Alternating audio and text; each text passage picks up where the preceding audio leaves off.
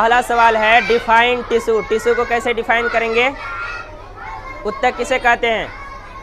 कोशिकाओं के समूह को या समान उत्पत्ति, समान संरचना तथा समान कार्य करने वाले कोशिकाओं के समूह को क्या कहते हैं?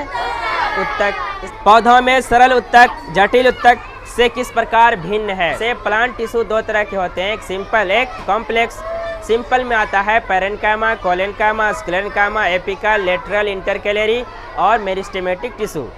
इसके अलावा कॉम्प्लेक्स में आता है जाइलम, फ्लोएम। अलग कैसे है? जो कॉम्प्लेक्स टिश्यू होते हैं उसमें कई तरह के सेल्स होते हैं, जैसे कि जाइलम में 3 तरह के सेल्स मौजूद थे। क्या क्या था? ट्रेकिड, वेसल, जाइलम फाइबर और जाइलम पैरेन्काइमा। फ्लोएम में था 3 तरह का, कंपेनियन सेल, जाइलम फाइबर और जाइलम फ्लोएम पैरेन्काइमा और फ्लोएम या बास्ट फाइबर। ये था। यानी कि जो सिंपल परमानेंट टिश्यू होगा वो एक ही तरह के कोशिका से मिलकर बना होगा, जो कॉम्प्लेक्स टिश्यू होगा वो एक से ज़्यादा तरह के कोशिका से मिलकर बना होगा। अब बताओ जो पैरेन्काइमा है वो सिंपल है कि कॉम्प्लेक्स है? पैरेन्काइमा कैसा टिश्यू है, सिंपल कि कॉम्प्लेक्स? सिंपल है। कैसा है? सिंपल।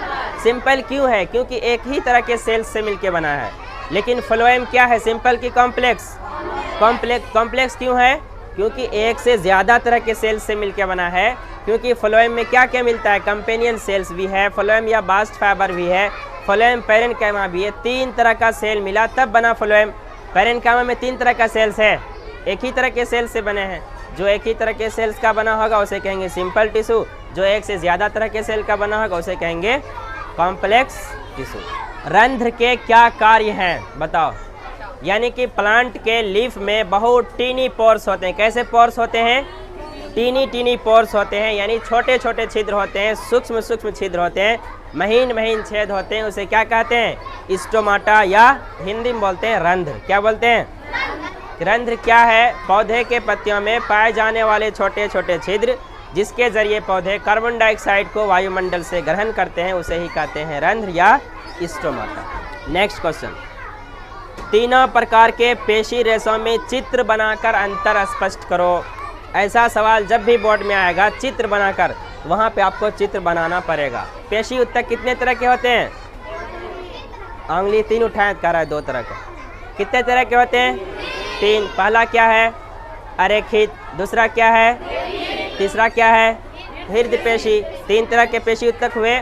कह रहा है तीनों तरह के पेशी उत्तक का चित्र बनाकर अंतर स्पष्ट कीजिए। अरेखित जो होते हैं वो अपने इच्छा के अनुसार गति नहीं करते हैं।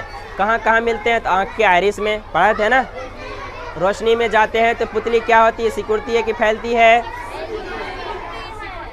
अंधेरे कमरे में जाते हैं तो पुतली सिकुड़ती है कि फैलती है? फैलती है। इसमें कौन सा मसल्स मौजूद है? अरेखित की रेखित? अरेखित। दूसरा है रेखित। रेखित में अपने इच्छा के अनुसार गति होती है। जो कहाँ मिलते हैं?